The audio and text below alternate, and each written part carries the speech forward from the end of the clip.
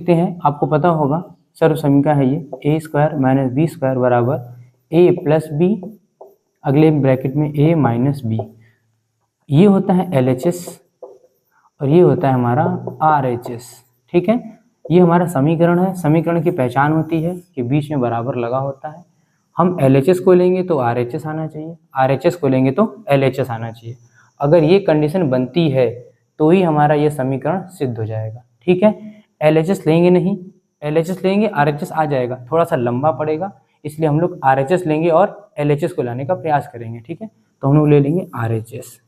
RHS का मतलब होता है right hand side, right hand side. ठीक है ना, हिंदी में बोलते हैं इसको दायां पक्ष।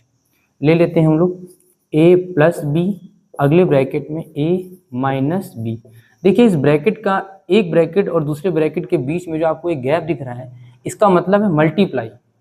इसका मतलब है इसका इस वाली टर्म के साथ मल्टीप्लाई हो रहा है। जैसे लिखा हुआ है कहीं पे 3 ब्रैकेट में 5, तो इसका मतलब 35 नहीं लिखा हुआ है, इसका मतलब लिखा हुआ है 3 × 5। ओके, ये लिखा हुआ है, इसका थोड़ा सा ध्यान दीजिएगा। इसको हटा देते हैं,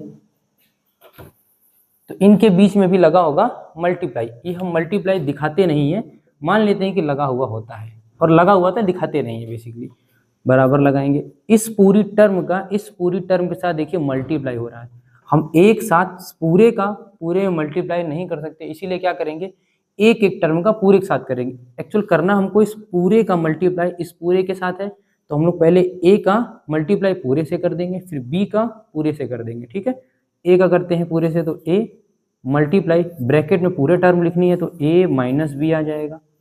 फिर हमको b से नहीं करना है, प्लस b से करना है। जैसे हम बोल रहे हैं प्लस b - b, इसको इसी ढंग से बोलने सीखिए। ठीक है ना, पेपर में ये बोलने का ढंग ही बड़ा काम आएगा। जैसे अगर हमने लिख दिया प्लस b से मल्टीप्लाई करना है, प्लस b लगा दिया, a - b। देखिए प्लस b बोलने का मतलब है कि हमने प्लस b लिखा भी है। अगर हम b बोलते तो सिर्फ हम b लिखते, गलती से अगर लिख देते b, तो इसका मतलब ये हो गया ये b इसमें भी मल्टीप्लाई कर रहा है और इसमें भी मल्टीप्लाई कर रहा है। एक्चुअल में ऐसा है नहीं, प्लस लगा हुआ है तो यहाँ प्लस लगाएंगे, जिससे पता चलेगा ये टर्म अलग है और ये टर्म पूरी अलग है। प्लस लगाने से जो बीजी व्यंजक होते हैं वो अलग अलग हो जाते हैं, प्लस माइनस कुछ भी लगाने से। अब मल्टीप्लाई कर देंगे, ए का मल्टीप्लाई ए से करेंगे, ए मल्टीप्लाई ए आएगा। ए का बी के साथ करेंगे तो ये प्लस का साइन है, ये माइनस का साइन है, प्लस का माइनस के साथ होता है तो प्लस माइनस माइनस बन जाता है। ए का बी के साथ a मल्टीप्लाई b हो गया। ओके, इसका काम खत्म हो गया। अब b का एक साथ होगा, प्लस का प्लस के साथ होगा, ये प्लस लगा है इसके आगे, प्लस b का एक साथ होगा तो ab होगा, b का माइनस b के साथ होगा तो प्लस माइनस माइनस, b का होगा b × b। इतना आपको समझ में आ गया होगा। अब जो हमने मल्टीप्लाई किया इसको सही से लिख लेते हैं, केवल इक्वल टू a का a से मल्टीप्लाई करेंगे a² आ जाएगा, क्योंकि जब हमारे आधार समान होते हैं और गुणा हो रहा होता है तो घातें आपस में जुड़ जाती हैं। इसकी कम से कम एक घात होगी, इसकी भी कम से कम एक घात, मतलब पावर, इसकी कम से कम एक पावर होगी, दोनों आपस में ऐड करके लिख देंगे a²।